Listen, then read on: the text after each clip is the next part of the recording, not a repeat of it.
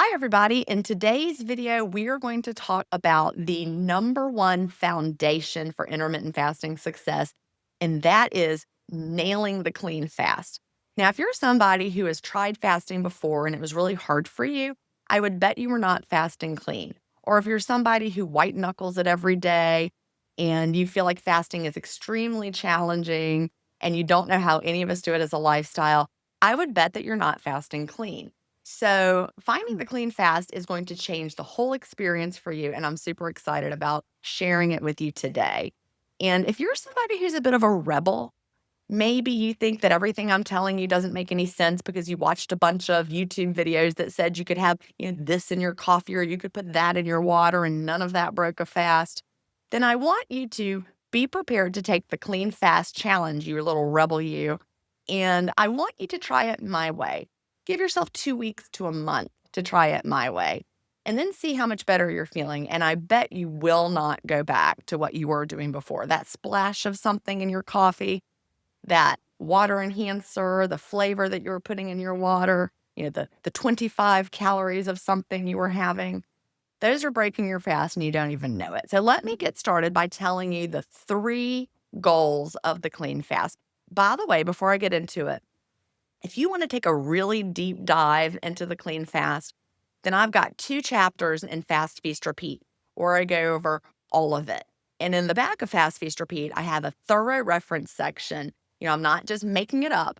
Everything that I say in here, I have some sources cited in the back. So get a copy of Fast, Feast, Repeat, go to the reference section that goes along with the clean fast chapters, and you can dig into all of the sources that I've cited.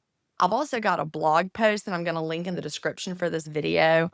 And it's about insulin response, and it has a bunch of resources and links to studies that illustrate the cephalic phase insulin response in both rats and in humans, and also talks about how we don't all have a similar insulin response. People who are obese, who have struggled with their weight for a longer time, may have a more robust insulin response.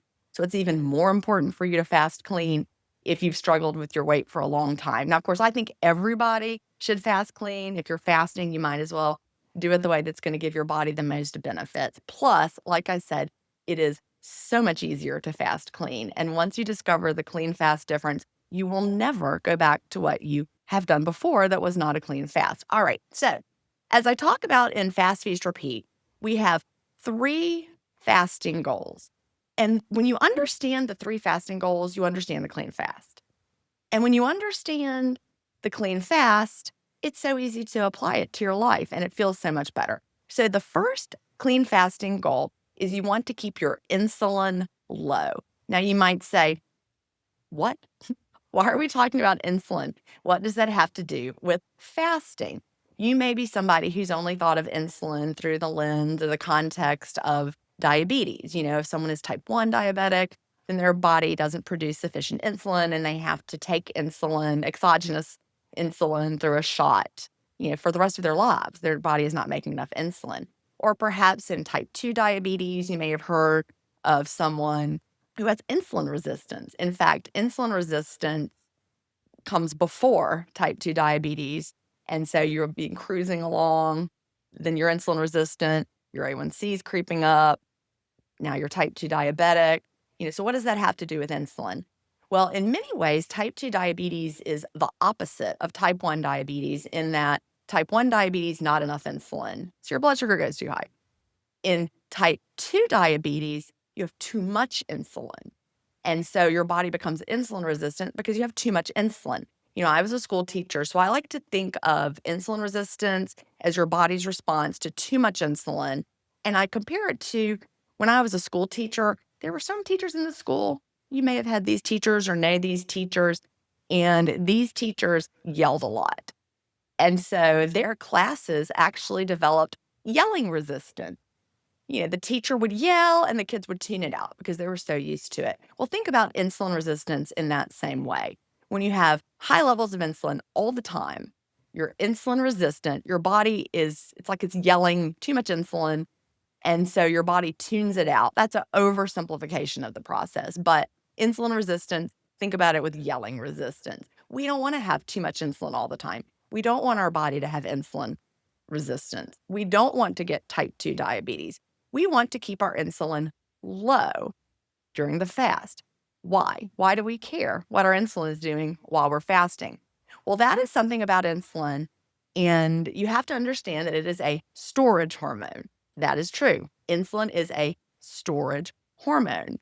And another thing about insulin is it is anti-lipolytic. Now, that's a fancy term that just means anti against lipolytic lipolysis, which is fat burning. So, insulin works against fat burning. Again, like I said, it is a storage hormone. So when you have really high levels of insulin, it is hard for your body to burn stored fat. And when we are fasting, we want to burn stored fat. So we want to keep our insulin as low as we can. Now, what makes our body release insulin? First of all, eating. I mean, that's an easy one. We're not eating while we're fasting. Obviously, eating would break a fast. Even if you see a video that says, I've made these new cookies that are safe for fasting, they don't break a fast, they do. Food always breaks a fast. When you eat, your body releases insulin to deal with the food. You're in storage mode, right? And insulin lowers your blood sugar. That's what it's supposed to do. Now, there's a little process in the body called the cephalic phase insulin response that I want to dig into a bit here. And this is really the backbone for the clean fast, understanding the cephalic phase insulin response. So, cephalic, head, all right, it's in our brain, cephalic phase. So, it happens in our brain, and it's an insulin response that our brain triggers. So, what causes that? So, I first learned about the cephalic phase insulin response in 2016 when I was reading Jason Fung's The Obesity Code. Now, prior to that, I was fasting, I was losing weight, but I was miserable. Every single day was a struggle. I wasn't fasting clean, never heard of insulin response before. I didn't understand anything about it. So I read the obesity code, and Jason Fung talked about the role of insulin in fat storage and having low insulin if you want to burn your fat more effectively. And he explained the cephalic phase insulin response. And the very first thing I read about it, it was a study, I think it was with rats. And they talked about how they took these little rats and they painted their oral cavity with a sweet taste. They used artificial sweeteners, they used regular sweeteners, they used all sorts of different things. But basically, the little rats tasted the sweetness. They weren't even like really consuming it, they were just tasting it. So the brain, being smart like brains are, said, aha, I know what sweetness does. So I want you to think about it from an evolutionary perspective in our entire lives as humans prior to the modern era. Every time our tongue tastes sweetness, like 1,000 years ago, you're tasting sweetness, what are you having? You're having fruit, or you're having honey, or something that has a blood sugar impact. You're going to have that honey, you're going to have that fruit, whatever it is, and your blood sugar is going to be going up pretty soon. So, what's insulin's role? It's a storage hormone, but it's also there to help our blood sugar stay in a good range, keep it steady. So, your brain says, all right, I'm getting ahead of this. I am going to go ahead and release some insulin in response to this sweet taste because I know the blood sugar is going to be rising and I want to be ready for it. That's the cephalic phase insulin response. And it makes a lot of sense. So, they were testing these little rats and they gave them the little sweet taste. And sure enough, they had an increase in insulin. Their little rat pancreas pulsed out some insulin. So they repeated the experiment. Now, this part, a little cruel. It's rats. We don't really like animal cruelty, but we learned something from this study. They snipped the receptors from the tongue to the brain, like the nerves that conducted the information. And so the rats were no longer able to taste. So they repeated the experiment, painted their oral cavity with the sweetness, no insulin response. The rats did not have an insulin response because they did not taste the sweetness. So as soon as I heard that study, I was like, oh, that makes a lot of sense. And then I understood that we don't want to be taking in anything that makes our brain think that food is coming in, really, not just, anything sweet, but anything fruity, anything that lets our brain think that food is coming in. So the first clean fasting goal is to keep insulin low. And we do that by not taking in any flavors that are sweet or fruity or that are going to make our brains think that food is coming in. If you want to learn more about the insulin response, like I said, I have a really deep dive. First of all, in Fast Feast Repeat, I talk about it in the Clean Fast chapter. But I also have a blog post. I'll link it in the description below, and it's called something like "Insulin Response: Why Doesn't Everybody Agree?" Because you absolutely can find people saying all sorts of things about the insulin response. They'll say, "Well, that sweetener causes an insulin response, but this other one does not." And so I want you to really think about that logically for a minute. Our brain can't differentiate between one sweet flavor and another sweet flavor, no matter what a YouTube video might tell you. Your brain is going to sense sweetness from your taste buds, and you're going to have an insulin response. So there is no sweetener that is going to be safe for the clean fast. So just trust me on that one. So we want to keep insulin low. Fasting goal number 1. So what can we drink during the clean fast that helps us keep insulin low? Plain water, nothing added. Don't add your apple cider vinegar, food flavor. Don't add a sprinkle of cinnamon, food flavor. Don't add berries, lemon, lime, water enhancers. Those are all food flavors.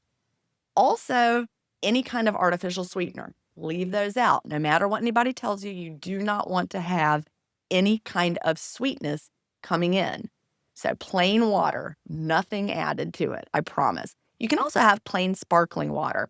Get the ones with no flavors. You might have to look a little harder for those because everywhere you turn, there are bottles of and cans and water enhancers, and they all have like fruity flavors or whatever. We do not need the constant stimulation of a sweet or a fruity flavor coming into our mouth while we're fasting. Get used to plain water, plain sparkling water. I promise you can do it. Also, you can have black coffee, real coffee, actual coffee, and you can have plain tea.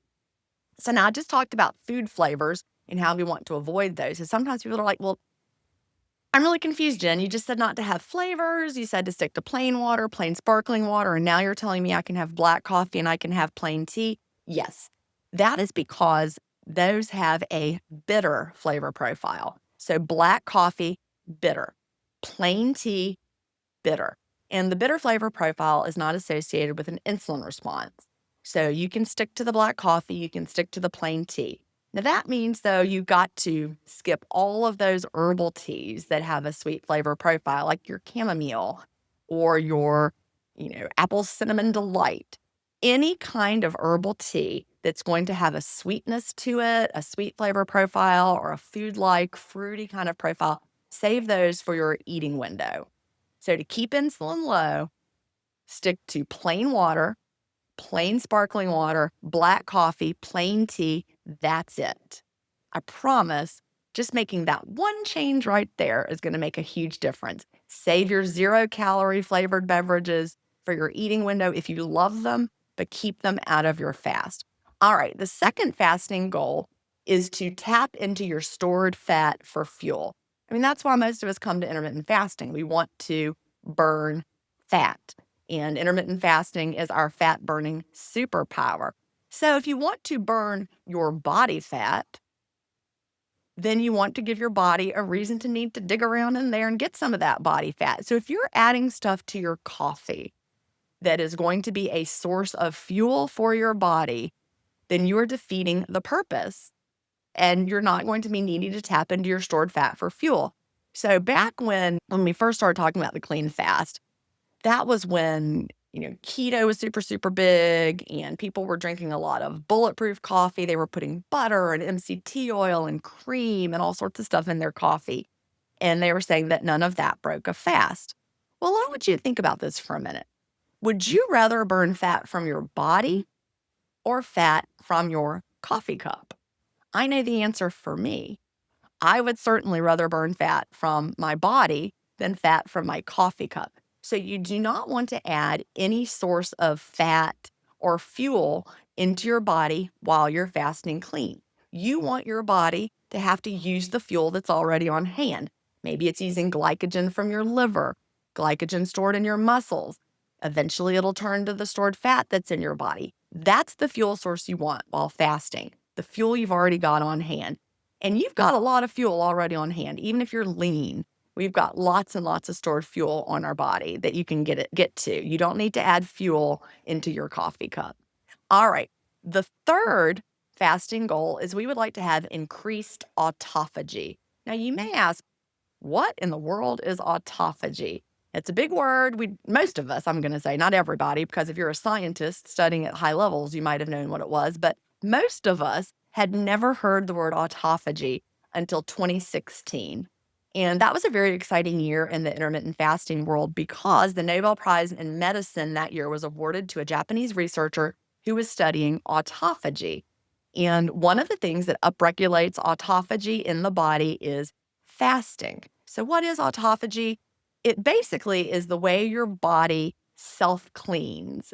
So, when your body is fasting, your body has a chance to stop with all the constant digestion that it's used to managing all day long when people wake up and eat all day. But you're fasting now. So your body's like, all right, time for me to clean up some of this junk. So your body can clean up old junky proteins, old junky cell parts. This sounds crazy. And I would not have believed it if I hadn't heard it so many times. But we've had lots of people in our communities, people that have come onto my podcast, Intermittent Fasting Stories, and they tell stories like, I had a scar from a C-section that I had 30 years ago. And it was thick and ropey. And after living the intermittent fasting lifestyle for a year, that scar is gone and it's just like a tiny little mark on my skin and that thin ropey part disappeared. I mean, that sounds nuts, but that's your body breaking down those old junky proteins because finally it has time to do that.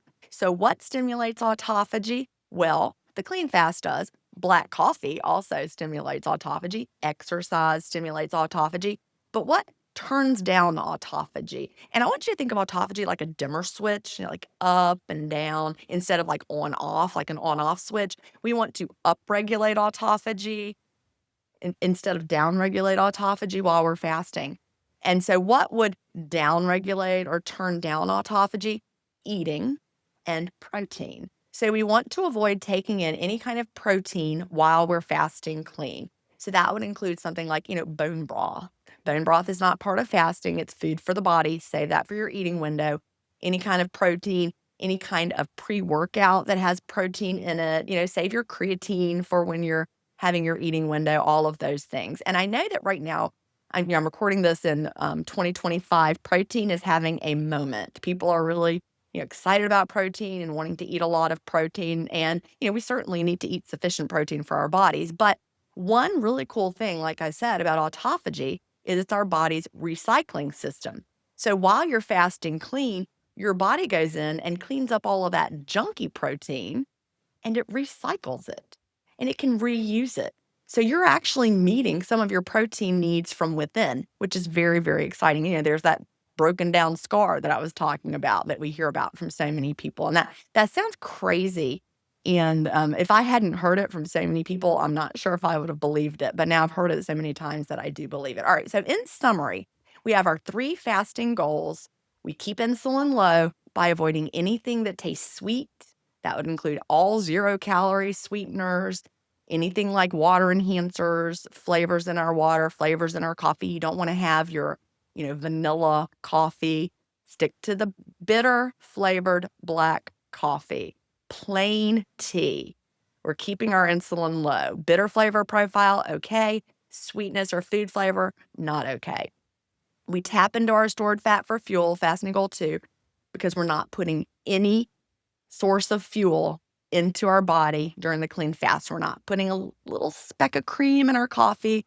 We're not putting in butter. We're not doing any of that. We're not taking exogenous ketones. I'm not really sure if anybody's doing that anymore. That was a big deal for a few years. Like everybody had a friend that was selling ketones. You don't need to do that. That's a source of fuel. You want your body to make ketones from your stored fat. You don't need to take it in. And we also want to have increased autophagy, which means we avoid protein. We avoid anything that's going to downregulate autophagy during the clean fast. So what can you have? Once again, plain water, nothing added, plain sparkling water, nothing added, black coffee, not flavored, and nothing. And when I say not flavored, I mean it's going to taste like coffee, right? Like just from coffee bean, but you're not having hazelnut, you're not having, cinnamon, whatever. It's just coffee that tastes like coffee. That's it. Not the herbal coffee, not the mushroom coffee, actual coffee and tea. And when I say tea, I mean actual tea, real tea from the tea plant. I can't pronounce it. It starts with a C. Camilla sensis. I'm not sure. Whatever it is. I'm sure I just said that wrong. But the actual tea plant, that's the tea that you're looking for. Okay. And avoid all of that other stuff. Now, I'm going to take a minute. I want to show you in Fast Feast Repeat. There's one chapter in here that explains, all the science behind the clean fast. And again, in the reference section, there's all the studies linked there. So you can go and look and see how we came up with these recommendations for the clean fast. And then there's a section that teaches you how to apply it. And that's, what I really just talked about, what you can have while you're fasting clean. Oh, by the way, if you go to jenstevens.com/cleanfast, there's a downloadable there. You don't even have to put in your email address. You can just download a little diagram that shows you what you can have during the clean fast. But in this book, there are 10 pages of anecdotal stories from people about the clean fast and how the clean fast changed everything. So as you are taking the clean fast challenge, I'm going to read a couple of these to you and I have to wear my reading glasses because I'm 55 years old. Sorry. All right. So here's one from Lori Lewis. She said, when I first started fasting, I thought herbal tea was okay, and I drank it throughout the day. I was hungry all the time. Once I learned to eliminate those teas, I switched to plain water. The hunger would come in waves, but it wasn't constant. My mind was freed up to go about my day, and I wasn't so pained by gnawing, shaking, ravenous hunger. I mean, we hear that all the time. I mean, you would think herbal tea, why can't you have herbal tea? Take the clean fast challenge, get rid of it, 30 days. Prove it to yourself. All right, here's another one from Angie. She said, before I discovered what constituted a clean fast, I struggled greatly to make it to a 16-hour fast. This was the case for my first month. After reading about the clean fast, I realized that gum breaks a fast. Now it seems so clear, but at that time I had no idea. I mean, gum? Anyway, once I realized that was the case, I stopped chewing gum outside of my eating window, and I have been clean fasting every day since. All right, here's another one, Kiki from Boston. The clean fast actually helps me push through the fast. I experienced shakiness when I was doing a dirty fast by accident, and it made me hangry, and I wanted to binge everything after I opened my window. I can't recommend enough the importance of the clean fast. And then I have one more for you, and this is from Justin. He said, for a long time, I have been doing what I thought was intermittent fasting. I was replacing breakfast with a fat/keto coffee, then eating all my solid food in a 4-hour window later in the day. I was constantly hungry all day after my coffee. Then I read about the clean fast and found out my fast was dirty. I started doing a true clean fast, drinking my coffee black and not having flavored water during my fasting time. Not only did I break my weight loss plateau or my weight plateau that I had been on forever, but I was no longer hungry. My skin cleared up and I started seeing more of the intermittent fasting benefits everyone raved about. All right. So if you liked those, we've got 2 pages of those in this book. People sharing how the clean fast changed their life. Like I said, you can find YouTube videos that debunk the clean fast. You can. If you don't want to do something, you can find reasons not to do it. You say, oh, well, I want to fast, but all that's about the clean fast. That's nonsense. I'm just fine having my, whatever it is. So if you're a rebel and you don't want to fast clean because you think that what you've been doing works for you, or if you're someone who tried to fast in the past and it was really, really hard, and now you're like, oh, I wasn't fasting clean. I wonder if that's why it was hard. Yes, that is why it was hard. I want you to take the clean fast challenge. Do it for 30 days. Fast clean, plain water, plain sparkling water, black coffee, black tea. Try it. I predict you will never go back. You will be a clean fast believer after you experience it. Funny story, back in the day when I was running my Facebook groups, there was someone who was making a whole lot of YouTube videos about fasting at the time. And this person had a little concoction that he was drinking during his fast, and he claimed it didn't break the fast. And I can't remember what all was in it. It might have had lemon juice or apple cider vinegar. I'm not sure. I'm pretty sure it had stevia. So, we got all those food flavors in there, the lemon, the apple cider vinegar, the stevia, and this person, and maybe even some cinnamon. I don't know. But it was a whole concoction beverage that was supposed to, it didn't break the fast. Yes, it did break the fast. But this person was like, no, it doesn't break the fast. And so people would come into our Facebook groups and share those videos. But what was so funny and ironic about that is the person making the videos would talk about how great intermittent fasting was for you, but would say, it's very, very hard to fast longer than 16 hours. So fast for 16, have an 8-hour window, because fasting longer than 16 is just too hard for most people. And I really wanted to have a conversation with that person and say, the reason your fast is hard is because of what you're drinking. Thinking it's helping you, it's actually making your fast hard. So I mentioned at the beginning that when I read the obesity code and I understood the cephalic phase insulin response, I had not been fasting clean, obviously. And I was white knuckling it every single day. You could say I was dirty fasting, but I don't like to use the terms dirty fasting because I believe you're either fasting clean or you're not really fasting. So I was white knuckling it. I had managed to lose weight, but I was actually kind of regaining. I was slowly, I'd regained about 8 pounds from my lowest point. And, that's what happens if you've ever done a low calorie diet. I actually think if you're not fasting clean, you're doing a low calorie diet. So if you've ever done a low calorie diet and then you have that rebound weight gain, I was kind of in that cycle at that point. So after reading the obesity code, I went to the clean fast. I stopped putting stevia in my coffee. I stopped putting cinnamon in my coffee. And I just started drinking black coffee. It was hard. I will not lie.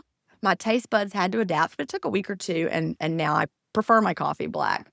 And, I stopped having, I was using Zevia soda at that time. It's like flavored with stevia. So I cut that out. I stopped having, I was drinking like the herbal teas that were sweet during my fast. I cut all that out. And I started just fasting clean. For me, that's plain water, plain sparkling water, black coffee.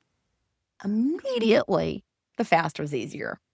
Like right away. I no longer had to white knuckle it. And those pesky 8 pounds that I had regained slowly came off, plus more. So I ended up, 5 pounds below my goal weight, and I was leaner than I'd ever been in my adult life. And the fasting was truly effortless. And I credit the clean fast for that. So I don't know what you're waiting for, but go ahead and take the clean fast challenge. I promise it's going to make a believer out of you. Until next time, fast on. Clean fast, that is.